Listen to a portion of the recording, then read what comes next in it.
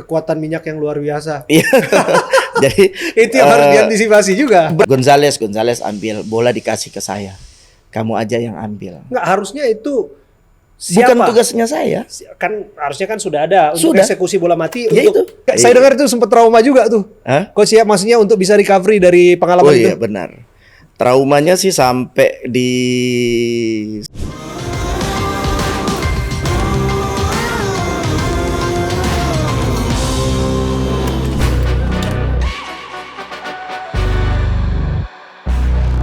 Silka Benson atau Firman Utina. Wah, membentuk yang gawang.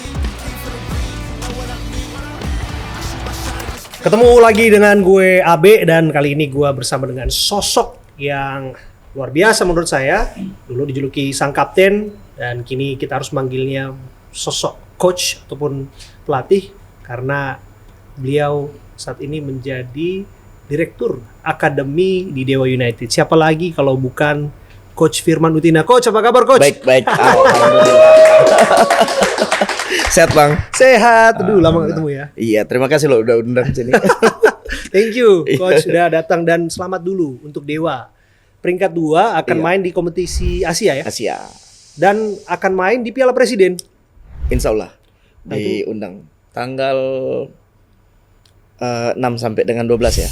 Ya, tanggal 6 sampai tanggal 12. Tanggal 12. Nah, itu Mudah-mudahan nggak ada perubahan ya. Ya, targetnya apa tuh?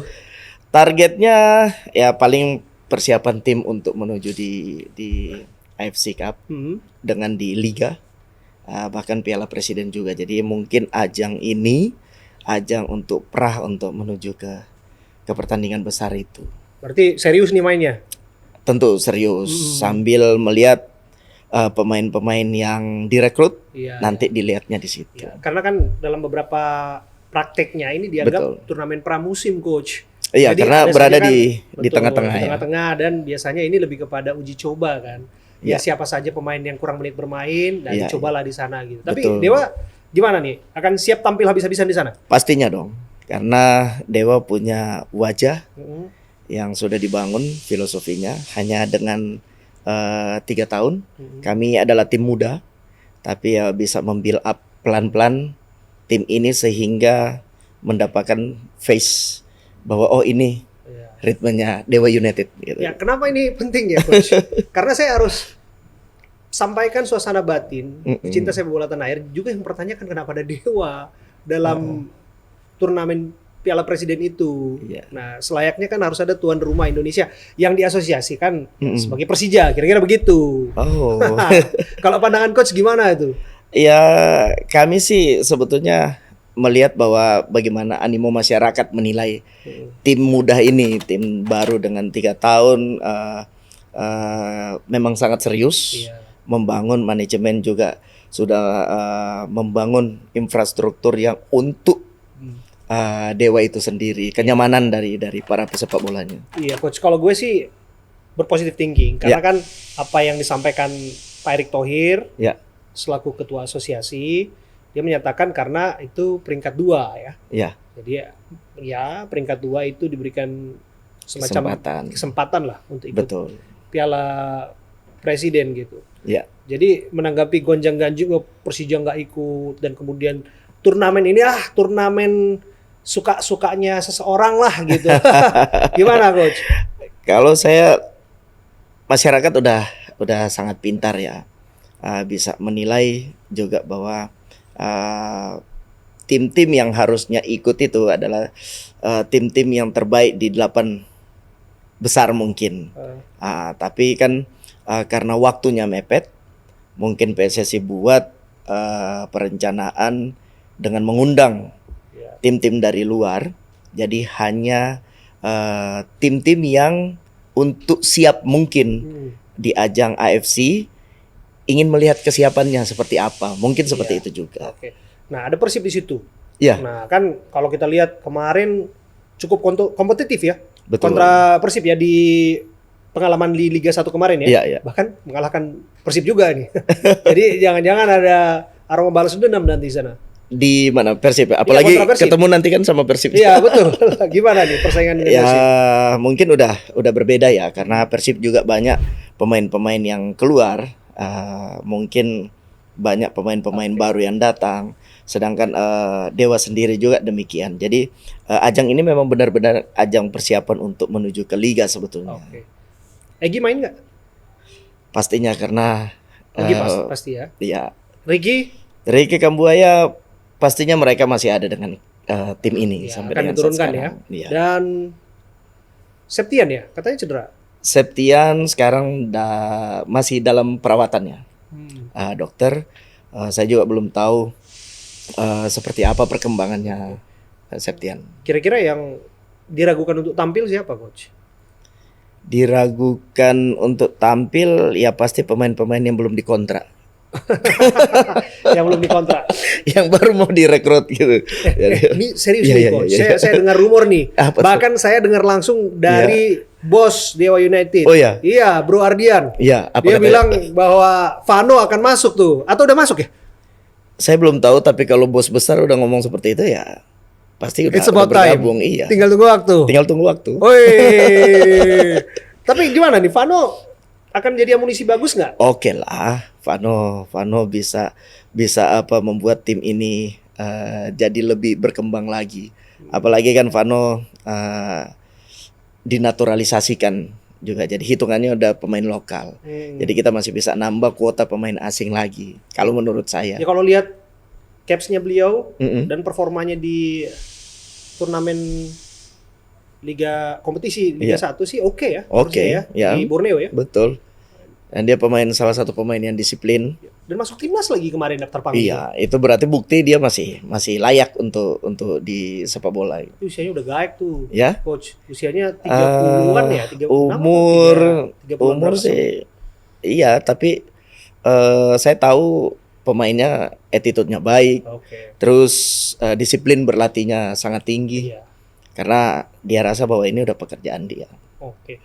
Nah, karena sudah masuk di situ, saya juga harus tanyakan. Ini ada desas-desus juga bahwa Dewa akan rekrut pemain-pemain diaspora yang kabarnya sekarang ya nggak jelas akan berlabuh kemana. Itu ada beberapa nama tuh. Justin kan belum punya klub. Oh iya. Nathan Chawon, kemudian Justin Hapner gitu. Oh. Nah, kemarin discuss dengan Bro Ardian, ya membuka kesempatan untuk kemudian mengajak pemain-pemain diaspora juga untuk merumput bersama dengan Banten Warriors. Bener nggak tuh?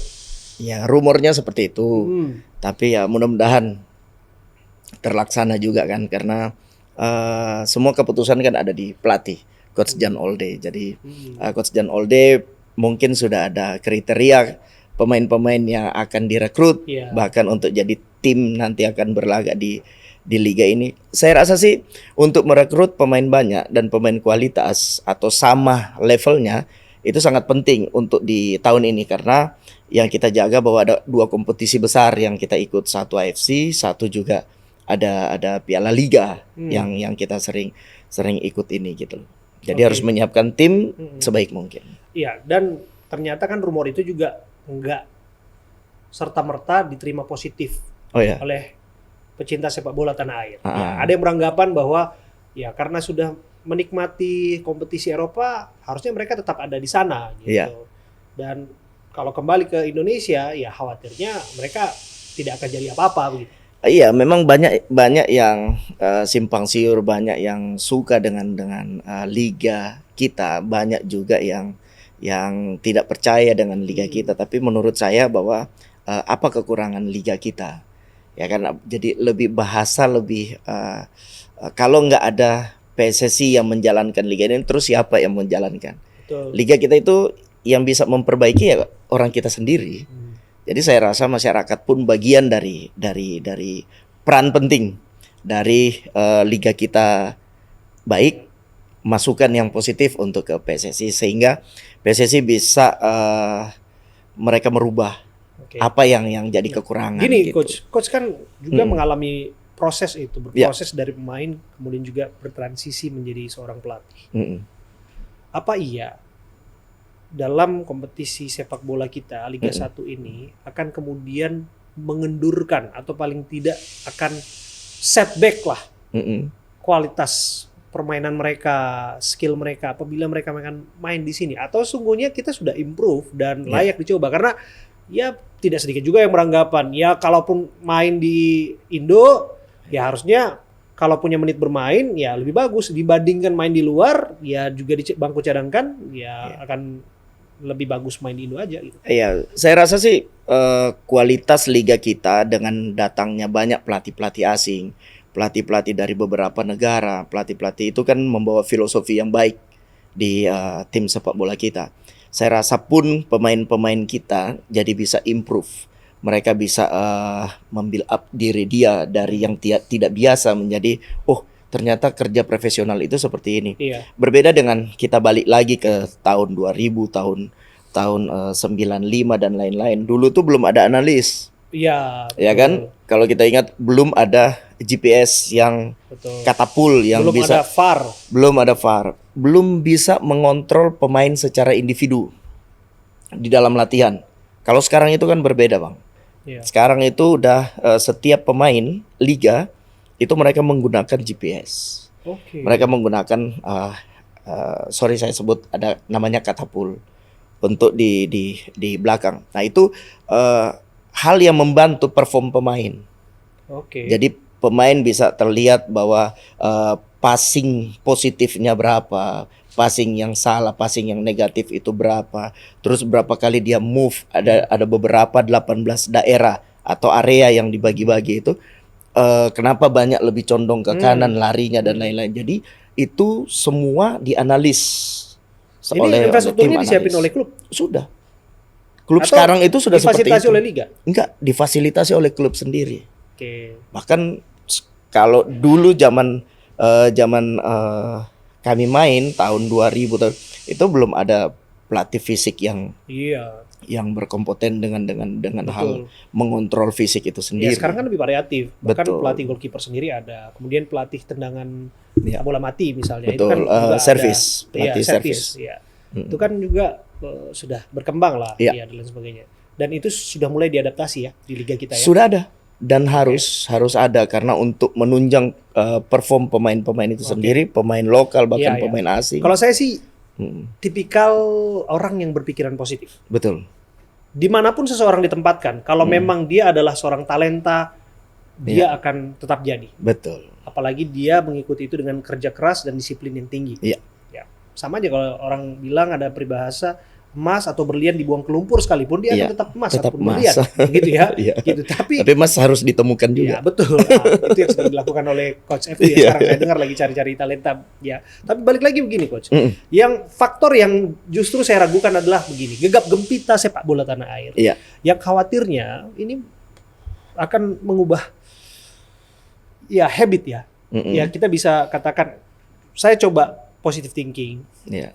dengan teman-teman yang sekarang atlet-atlet kita yang sudah mulai beriklan, Ya. yang sudah mulai terkomersialisasi Mm-mm. dengan berbagai platform yang mereka miliki, Ya. mereka main iklan sana sini, kemudian ya mereka sudah mulai mengerti bagaimana mendapatkan ya insentif lah dari Ya. industri, di samping dari industri sepak bola itu sendiri, Ya. tapi juga mereka juga main di media dan lain sebagainya. Bagaimana menurut Coach? Kalau menurut saya sebetulnya itu mereka dapatkan dari sepak bola. Harusnya sepak bola itu jadi nomor 1. Jadi maksud saya begini, saya juga pernah ditawarin berada di situasi yang sama. Satu brand untuk mengontrak saya. Brand itu harus mengikuti jadwalnya saya. Jadi saya harus pentingkan nomor 1 kan bahwa dari sepak bola saya bisa dikenal. Iya. Jadi kerjasama ada, itu terjadi melalui agen juga itu yang menjaga saya dari sepak bola itu sendiri. Jadi kalau ada libur baru saya bisa mengikuti jadwalnya saya. Tapi kalau jadwal berbenturan dengan jadwal latihan, jadwal itu saya nggak pernah ambil. Oke. Seperti itu. Nah itu kan personalnya Coach Iya. FU ya. Mm-mm. Bagaimana dengan yang lain? Karena sudah ada ya semacam portfolio lah. Paling Iya. nggak yang kita lihat kan kalau dibilang sudah main iklan, tiba-tiba langsung drop tuh permainannya. Apalagi kan sepak bola di tanah air kita ini ya. Mm-mm.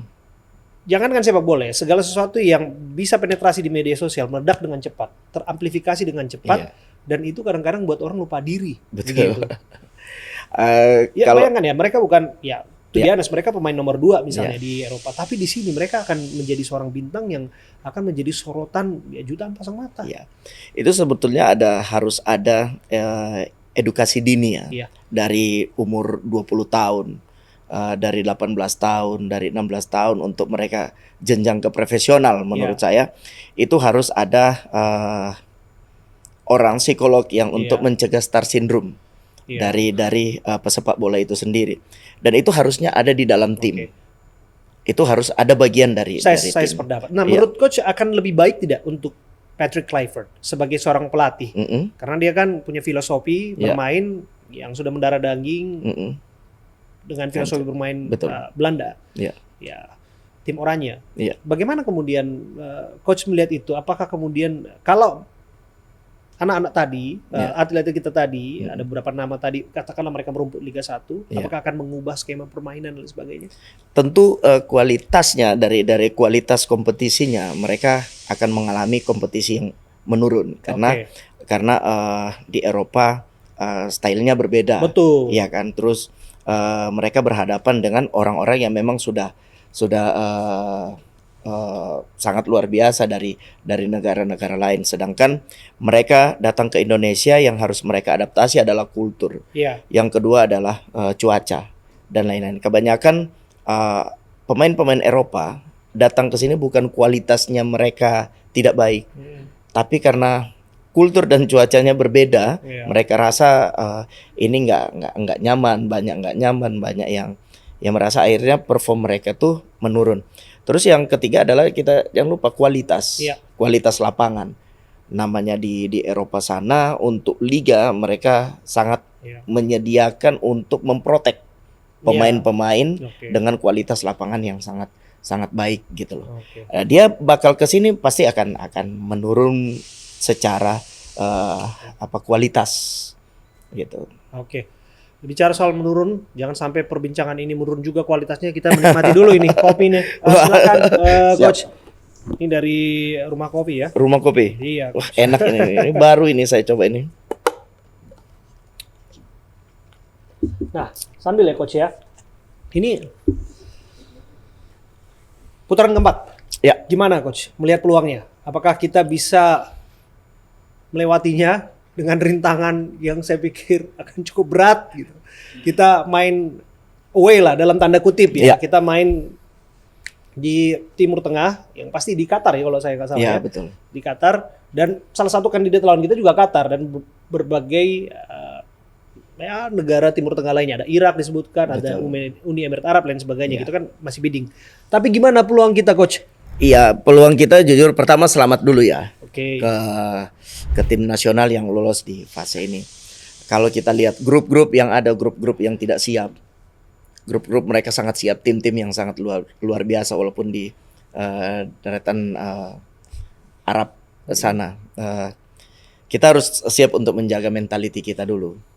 Terus yang kedua, kita jangan menurunkan kualitas pemain-pemain kita, standar pemain-pemain kita, mau lokal mau pemain-pemain naturalisasi yang dibawa. Saya setuju dengan jangan sampai ini jadi alasan kontrak buka baru di Indonesia. Jangan sampai nanti pemain-pemain tim nasional itu banyak bermain di Liga Indonesia dan mereka berkompetisi. Jadi jangan alasan lagi jika perform tim nasional menurun, itu jadi alasan, jadi tanda mereka menurun gara-gara bermain di kualitas sepak bola Indonesia. Itu jangan jadi hal seperti itu. Kita menjaga, mudah-mudahan pemikiran masyarakat kita itu udah sangat luas, sangat pintar. Jadi jangan mencari alasan bahwa klub Indonesia atau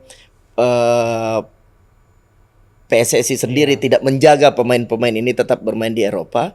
Mereka tidak dapat klub di sana dan mereka bermain di kompetisi Indonesia. Ya, harusnya sudah banyak yang sudah dewasa ya pemikirannya. Harusnya. Karena yang paling utama adalah menit bermain. Iya. Ya, yang utama bagaimana seorang pemain bisa menunjukkan kebolehannya, kecakapannya adalah ketika dikasih jam ataupun menit bermain di klubnya, kemudian dia akan interpretasikan itu di level timnas. Bukan demikian coach? Iya, saya rasa kualitas juga rekrutmen dari talent identifikasi yang langsung ke lapangan sana, itu juga harus melihat merekrut pemain-pemain yang dinaturalisasi itu kan Iya. justru mereka oke, level mereka ada bermain di Iya. Serie B atau Serie A-nya sana yang kualitas. Kalau Serie A yang kita datangkan ke sini Iya. seperti apa, mau tidak kan? Iya. Hal-hal itu juga harusnya jadi pembicaraan awal. Kita mau ambil pemain di kualitas yang mana untuk memperbaiki sepak bola kita atau tim nasional kita. Harusnya seperti itu. Saya nggak tahu mereka bermain di Eropa, ada beberapa pemain yang bermain katanya di Serie A dan lain-lain, ada juga di Iya, tapi ada beberapa nama Liga yang sekarang 2, memang Liga 3. kalau kita melihat sekarang kan belum kelihatan kemana rimbanya. Karena lebih banyak kan yang kontraknya sudah habis. Ya, Dan kita akan tunggu saja ini kaitannya Iya. dengan pemain timnas kita yang nanti Iya. akan berlaga di putaran keempat ya. Ya, saya sih berharap mereka akan Tetap dapat ada menit di bermain. Eropa. Ya, ada di Iya. Eropa pun Mm-mm. atau dimanapun mereka harus tetap menit bermain. Ya kita sudah buktikan ada Rizky yang main di Liga 1 pun Betul. ternyata dia bisa keep up dengan timnya begitu ya. Berarti Ya, bukan Coach. sepak bola Indonesianya yang menurun. Iya kan? Iya betul. Kualitas bermain sepak bola termasuk juga ya tadi kita bicarakan Iya. bagaimana mencegah star syndrome si pesepak bola itu. Itu menarik. Nah, jika demikian Coach, sejauh mana nanti perjuangannya? Yakin nggak ini bisa lolos putaran keempat? Ini dari intuisinya Coach FU karena Saya gini ya Coach, kita bicara by data. Kita tadi bicara Ah. soal teknologi dan kemudian analisis sekarang ini kan kita sudah baca di Iya, mana saja sebagai open source information Betul. gitu ya. Jadi bukan sok tahu bola, Iya. bukan sok jadi pengamat bola, tapi Iya. itu jadi informasi umum yang kita bisa akses kan iya Coach. betul. Indonesia Mm-mm. dalam kompetisi menuju ke putaran keempat, kita belum pernah mengalahkan tim Timur Tengah jika main di sana. Ya. Tapi kita punya modal. Ya. Kita mengalahkan Arab Saudi. Ya. Kita mengalahkan Bahrain Ya. ketika main di kita. Ya. Begitu. Di sana nih kita akan bertandang di Qatar nanti nih. Ya. Nah dan kemudian lawan-lawan kita nggak mudah tuh, ada Irak, Iya. Arab. Nah sebelum bidding ya nanti ya, ada Ya. belasan Juli kalau saya nggak salah. Kemudian ada Qatar apalagi kalau main di sana. Nah, Iya.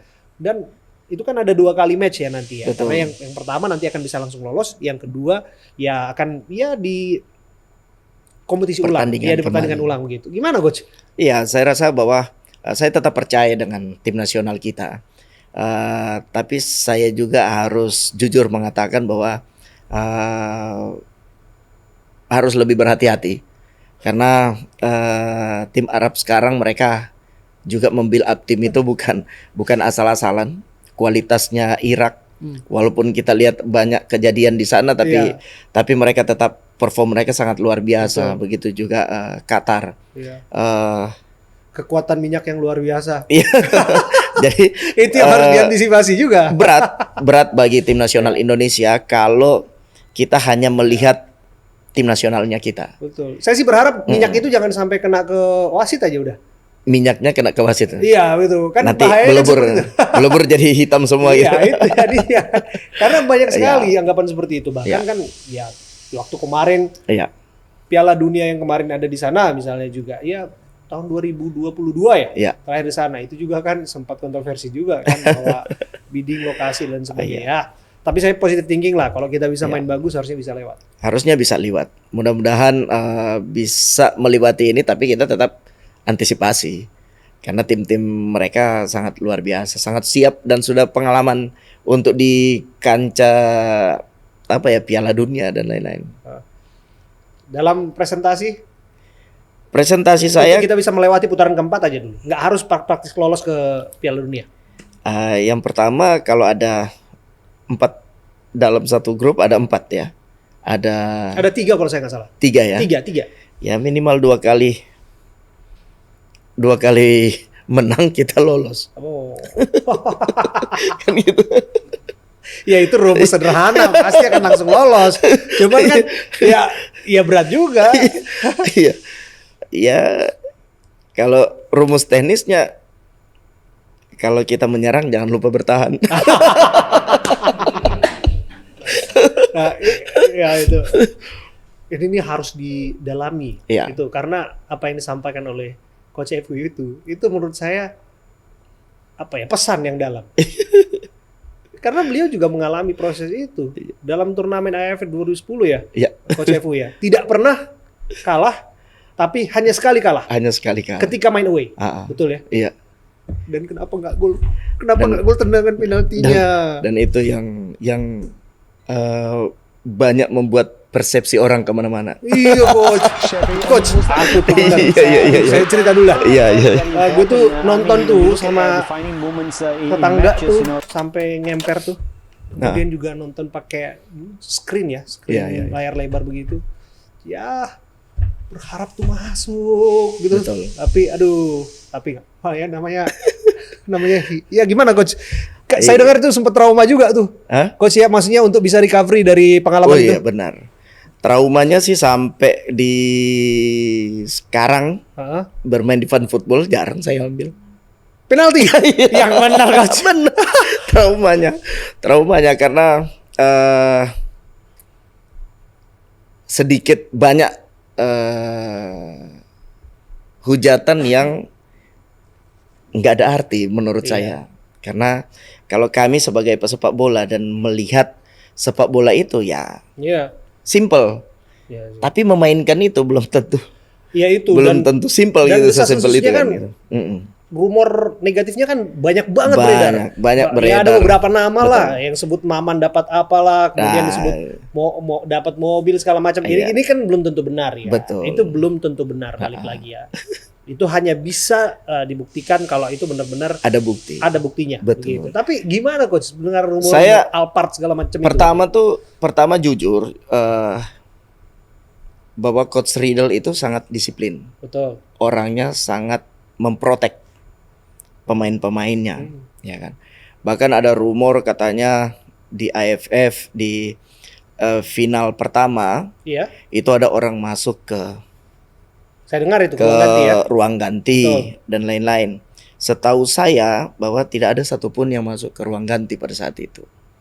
Dan di GBK kita lolos ke final, semifinal itu Coach Alfred Riedel itu hampir mau dipecat hari itu juga sama ketua umum Oke. Pak Nurdin Halid pada saat itu. Gara-gara? Karena Pak Nurdin Halid masuk ke ruangan di saat Coach Riedel itu lagi presscon. Oke.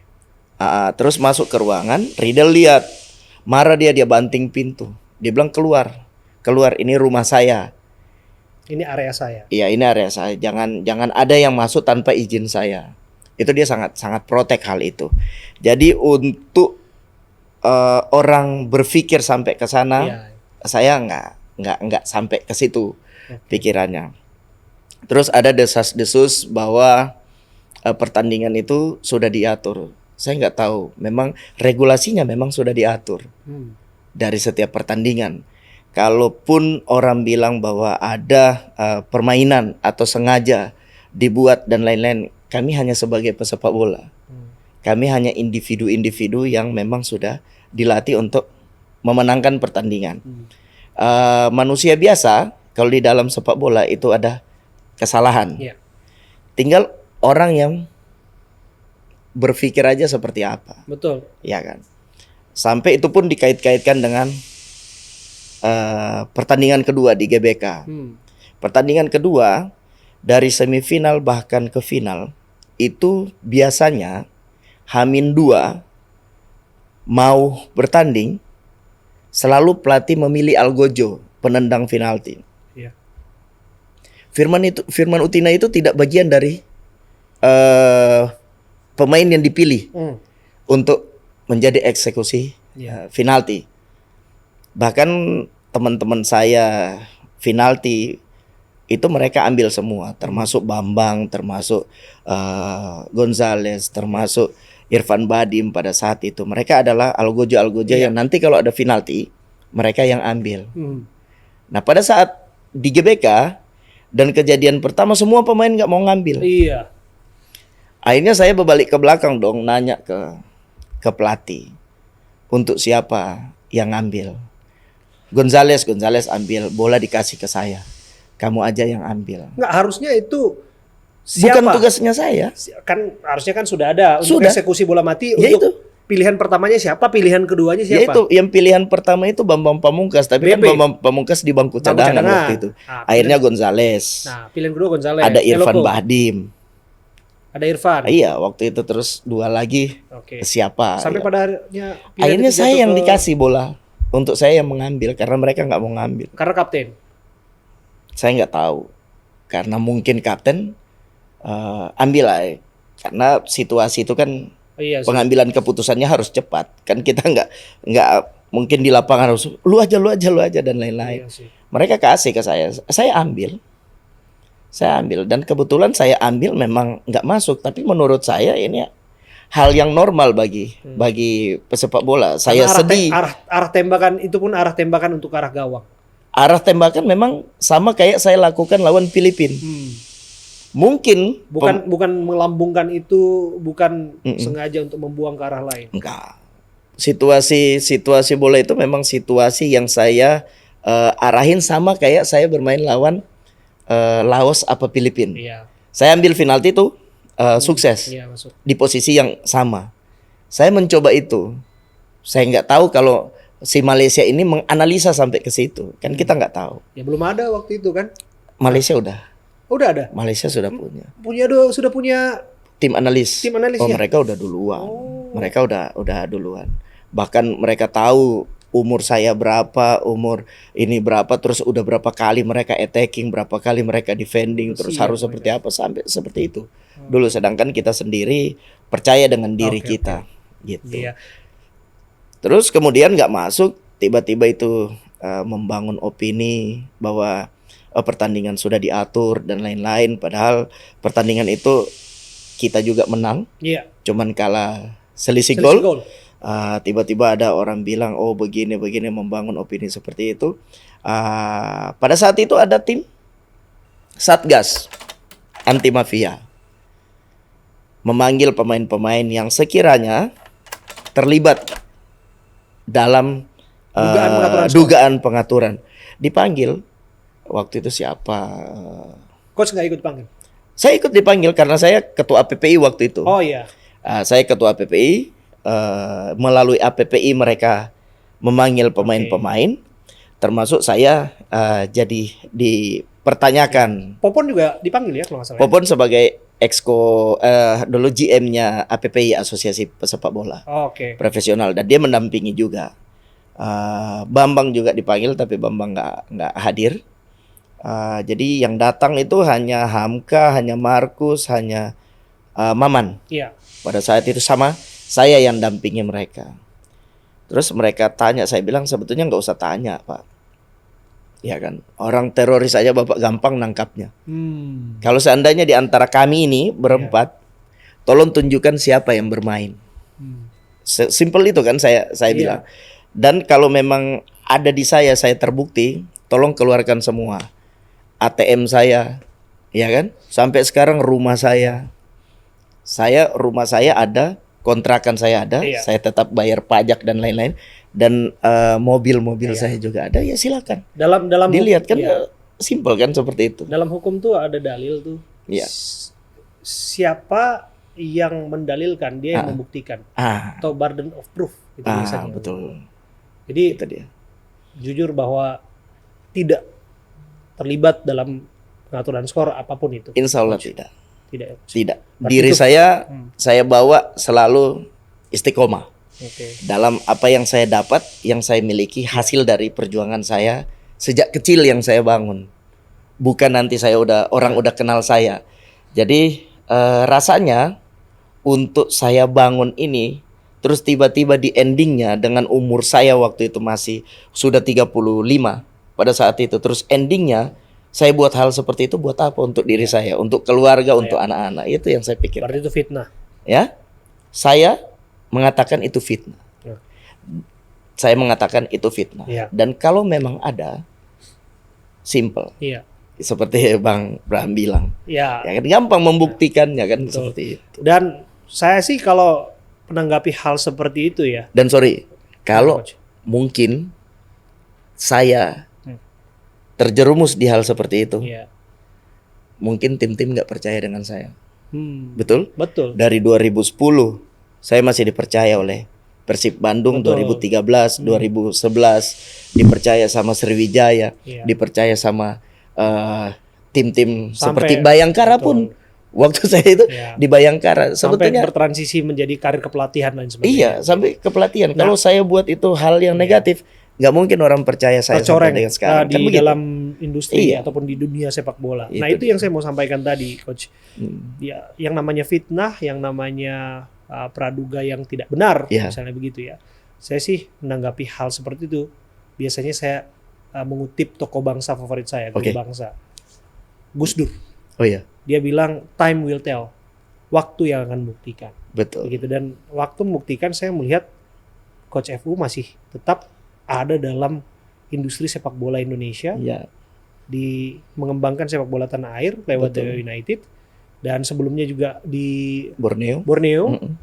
dan bahkan ada akademinya juga ya. Dulu Betul. sempat buka akademi FU 15 kalau nggak salah Saya ya, buka sendiri juga. buka ya. sendiri, dan ya sampai sekarang masih ada gitu. Ya kita lihat lah ya apapun itu. Tapi ya itu dia story, memori itu. Tapi memori. sudah nggak apa-apa ya Coach itu disampaikan ya. Nggak Bagaimanapun masalah. kalau orang merasa dia tidak salah, dia Iya. disampaikan begitu saja ya, belak-belakan begitu loh. Ya. Iya. Nah, begini Coach.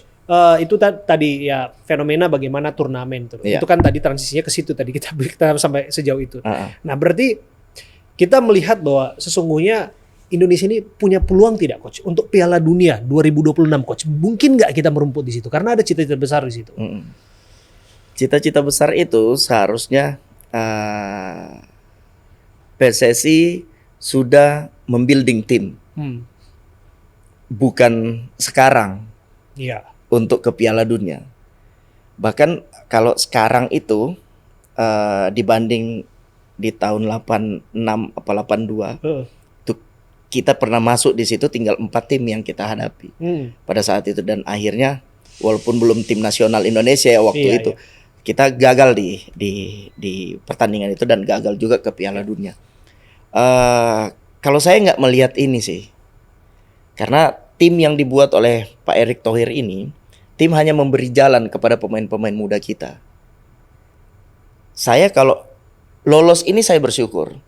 Berarti jalan untuk pemain-pemain muda kita sangat luas, sangat besar untuk dipercaya oleh negara-negara lain dan mereka berkompetisi di sana. Iya. Di usia 17 dan 20. Tapi kalau ini gagal, berarti kita harus membuild up tim pemain muda kita ini harus kemana? Beda dengan Jepang. Jepang pemain-pemain muda mereka sudah titip di negara-negara lain. Iya. Habis itu mereka panggil pemain-pemain muda itu, Iya. mereka lihat lagi perkembangannya seperti apa. Nah. Nah sekarang kalau saya lihat tim nasional kita lagi bagus-bagusnya di senior ini, menurut saya kita lupa membuild up tim ini. Sedangkan tim yang harus kita build up menjaga kestabilisan tim yang ada di senior ini adalah tim yang muda ini. Tim U20 sekarang setelah gagal mereka vakum. U17 sekarang setelah mereka lolos ke Piala Dunia mereka vakum. Kompetisi di usia itu tidak berjalan. Iya. Nah, sedangkan kita mau lihat pemain-pemain yang siap itu di mana? Kan seperti itu. Iya. Hal itu harusnya difikirkan oleh teman-teman PSSI untuk membuild up tim. Saya tahu ini tanggung jawab besar Pak Erick. Tapi di situ orang-orang yang dekat dengan Pak Erick harus memikirkan sampai ke grassroots-nya. Iya. Sehingga mereka punya database mana pemain-pemain yang Iya. layak untuk jadi talent di satu saat nanti. Iya. Seperti itu. Iya. Prestasi timnas itu satu hal, kompetisi liga harus terus diperbaiki. Betul. Pembinaan usia muda, Muda. itu jangan pernah dilupakan. Iya, termasuk kompetisi di usia muda. Ya, Elite Pro kan sudah berjalan ya. Elite Pro mau berjalan September. Setelah kami September berhenti. Oke. Setelah September itu berhenti, kami nggak ada ikut liga lagi. Tapi yang saya sangat salut dengan Dewa United, dia tetap menjaga pemain-pemain ini sendiri. Dia menjaga sampai 8 bulan ketemu September lagi. Oke. Iya kan? Jarang ada tim yang bisa menjaga pemain-pemain muda ini. Iya. Biasanya habis selesai kompetisi sudah bubar pemain itu, kembali ke akademi KSSB masing-masing. Setelah itu kita menyeleksi lagi kembali. Iya. Kembali pemain dibuat baru lagi. Ini coach sendiri yang cari ya terus ya talenta-talenta Sama liar teman-teman. ini. Saya sama teman-teman pelatih-pelatih. Karena ada filosofi yang sudah dibangun oleh Coach Jan Olde ya untuk pemain-pemain talent yang akan nanti di Udah masuk kayak di bagian. jadi talent scouting tuh coach. Eh, Beda ya sebetulnya. iya, Atau termasuk juga sudah masuk sebetulnya. juga. Saya kadang juga suka bantu tim nasional untuk mentalent pemain-pemain U20 kemarin Iya. Nanti main kita Piala Dunia kelompok umur Iya, di November ya. November. Nah itu juga penting juga kan. Iya, sekarang kompetisi itu kan harus dilihat Betul. pertandingan itu harus dilihat pemain-pemain yang Iya. diambil itu di pertandingan kan. Betul. Nah ada Dava tuh pemain Dava Dewa pemain United. ya ada juga si Ada ya Torres Torres kemudian terlibat juga, ada Tristan. Tristan. Ya. 3 pemain kami itu masih tetap dipantau dari PSSI itu sendiri. Ini ya luar biasa ya, seorang legenda hidup ya memang harus seperti itu. Iya. Menjadi pemain ya itu satu hal, tapi membuka lembaran baru menjadi kepelatihan itu tentu tantangan yang sangat memberatkan, pasti tidak mudah dan penuh pengorbanan. Belum lagi kemudian segenap pikir dan tenaga harus memastikan bahwa ujung-ujungnya talenta yang tadi dibina juga akan membawa prestasi Betul. bagi timnas kita, betul ya? Betul. Coach, jangan sampai gini loh coach. Banyak pemain diaspora, mereka merasa mereka udah kecil hati. Karena tahu juga pemain-pemain diaspora kan akan tambah terus. Well anyway, kita butuh itu. Aku sih enggak. Saya to be honest, saya support apa yang dilakukan. Betul. Nah, untuk memastikan bahwa kita harus tetap ada dalam level tertinggi. Tapi jangan pernah untuk kemudian Putus asa. membuat anak-anak muda ini putus asa. Iya. Betul ya coach? Iya, memang betul. Saya tetap masih meyakini sampai dengan sekarang bahwa saya nggak terlalu peduli dengan banyaknya naturalisasi, banyaknya pemain asing di kompetisi. Oke. Itu justru malah harus membuat mental pemain-pemain kita itu diuji. Iya. Bermain dengan pemain kualitas, saya harus jadi kualitas, kan seperti itu. Iya. Karena kalau kita bermain dengan Iya. standarisasinya kita atau levelnya kita, maka kita nggak pernah maju. Betul. Maka banyak FIFA mengajarkan bahwa pemain-pemain yang usia 17 yang layak mereka bermain di U20 itu harus cepat tampilkan di sana. Walaupun kita mengontrol tentang menit bermain si pesepak bola muda ini, sehingga mereka tidak overtraining Iya. dengan melebihi kapasitas usianya dia. Nggak exhausted lah. Iya, Kira begitu begitu. ya. Itu yang kita menjaga Oke. hal seperti itu. Nah, coach, tantangan tadi Ya. bicara soal ujian terbesar menjadi seorang pelatih itu apa? Iya, tantangan pelatih ya pertama pemain yang tidak tahu harus menjadi tahu. Pemain yang tidak bisa harus menjadi bisa. Oke. Itu yang pertama. Jadi kita seorang pelatih, kita harus tahu diri kita sebagai pelatih. Oke. Banyak orang mengetahui Firman Utina hanya sebagai mantan pesepak bola yang Iya. jadi pelatih. Ya, tapi yang orang ingin ketahui ujian terbesar Ujian- bagi Heeh. seorang Firman Utina, legenda hidup timnas kita dalam karir kepelatihannya itu Iya. apa? Saya sekarang ini masih di dunia mendidik pemain-pemain ya. Ya, direktur akademi. Direktur akademi. Ya, tapi kan Ya, prakteknya kan itu betul. sudah terlibat langsung. Iya. Bagaimana berproses dengan itu, bahkan juga memberikan insight Betul. terhadap pola permainan dan sebagainya Betul. kan? Betul. Ya, tantangan sendiri adalah pemain yang berbakat yang bisa jadi pesepak bola. Ya kan? Karena dengan tidak menjaga pemain berbakat itu yang tantangan Iya. terbesar menurut saya.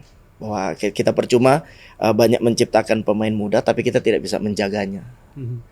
Sebetulnya banyak hal lain Iya. di luar dari situ, tapi bukan kapasitasnya kami, karena kami seorang pelatih itu hanya 2 jam bertatap muka dengan pemain. Iya. Maka kenapa saya libatkan orang tua di situ? Iya. Bahwa tim sukses itu atau tim muda sukses itu terletak di 3. Apa tuh coach? Yang pertama adalah pelatih, yang Ya. kedua orang tua, yang ketiga pemain itu sendiri. Hmm. Nah, jadi saya mau orang tua pada saat di rumah menjaga mereka karena mereka hampir 24 jam dengan anak itu. Kalau mereka pulang ke rumah, menjaga sedang apa, sudah sholat kah tidak, bagaimana pelatihan tadi. Jadi hal-hal seperti itu. Karena banyak yang kejadian di usia 14 riskan. Pada saat mereka prapuber itu beralih, itu sangat sangat riskan. Banyak pemain yang punya hobi banyak. Betul. Kalau dia berkawan dengan pesepak bola, maka dia akan ada di dunia itu. Belum lagi sepak mereka bola. sudah misalnya Prapuber. menyelam dalam dunia media sosial dan Nah, sebagainya. dan lain-lain. Nah, dia akan banyak di situ. Apalagi mereka lihat bahwa oh, dengan media sosial saya bisa menghasilkan. Iya. Nah, itu akan mereka lupa. Dan Kan sudah ada contohnya kan. ada banyak Iya, sekali. Samsir misalnya kan. Ya, Samsir Alam ya. Iya, Sekarang kan dia dulu kan talenta iya, yang iya. kita tunggu-tunggu bakat, tapi memang dia itu udah pilihan hidup kan. Iya. Untuk kemudian dia memutuskan untuk Betul. kemudian beralih ke profesi di dunia entertainment sempat juga. Sekarang balik lagi jadi pelatih. Balik ke pelatih. Iya, di Asiop. Dia Luar jadi biasa. pelatih. Ya semoga bagus lah. Iya, Itu ya, iya. namanya hidup. Nah, bicara soal tadi coach ya. Ini sedikit saja. Pasti ngikutin juga tuh tantangan ujian sebagai seorang karir pelatihan. Ini menarik nih ada baru-baru ini. Ini pasti coach kenal. Apa tuh? Bung Imran Nawamu Naumaruri. Nawaruri. Katanya Dan juga Bung Yentu. pertama kali sama abang ya. Iya, ya saya dulu wawancara dia sering Teman sekali. baik juga ya. Iya, saya kenal Bung Imran sudah lama. Iya. Dulu waktu saya masih ada di stasiun saya yang lama Iya. gitu ya. Dan kita suka discuss ya. Iya.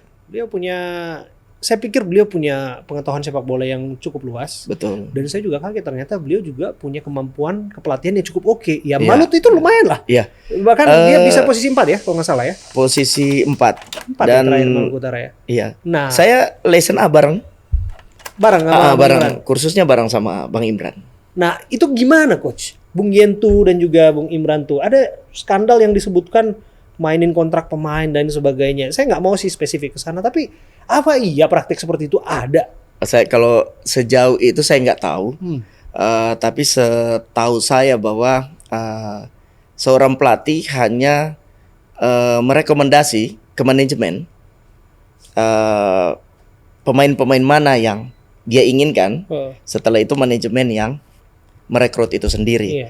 Kalau pelatih pun ikut terlibat dalam negosiasi, kalau saya rasa saya belum melihat pelatih lain seperti itu. Iya. Nah, adanya isu itu saya nggak bisa berkomentar banyak ya karena saya nggak mengetahui hal itu seperti itu. Ya semoga lah kalau memang itu tidak terbukti, ya nama Iya. baiknya dipulihkan begitu. Harusnya karena saya juga lihat bahwa ini kok seperti tim yang tidak membangun tim building yang baik, ya kan? Seharusnya tim itu atau satu tim harus mempunyai filosofi. Betul. Filosofi itu dia dikerjakan oleh sama-sama tim yang ada seperti Dan itu. kita lihat juga sebetulnya Maluku Utara berprogres loh. Dan Sangat progres. Sangat progres. Iya. ya, Dan itu pembelanjaan pemain juga sangat. oke. sangat Bahkan oke banget. mereka akan siap tuh belanja besar-besaran, katanya targetnya juara tuh musim depan. Iya. Tapi lewati dulu hadangan Dewa. Coach, thank you ya. Iya, siap. Ini terakhir nih, Ya. aku mau Coach kasih dong starting 11 terbaik timnas versi Coach Firman Utina. Ini pilihannya harus berdasarkan pada orang-orang yang pernah merumput bersama, main tanding di Oh, lapangan gitu. bersama. Nah, mulai dari posisi goalkeeper sampai penyerang dengan formasi apa? Silakan Coach. Oh iya. Pertama-tama saya ingin bentuk formasi atau line up yang ada di pikiran saya ya. Iya, Termasuk yang saya inginkan tim itu, saya bisa bermain dengan tim itu. betul. Yang pertama kiper Formasi dulu Coach. formasi 4-3-3. 4-3-3. Iya, Oke. 4-3-3. Posisi kiper? Sorry, 4-2-3-1. Sorry, 4-2-3-1. Oke. Iya.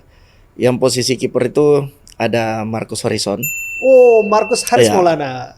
Marcus Horizon salah satu pemain yang sedikit gila, tapi sangat banyak membantu tim di saat-saat kita menghadapi pemain-pemain yang luar yang punya crossing bagus, heading bagus. Ya. Beliau sangat baik dalam eksekusi.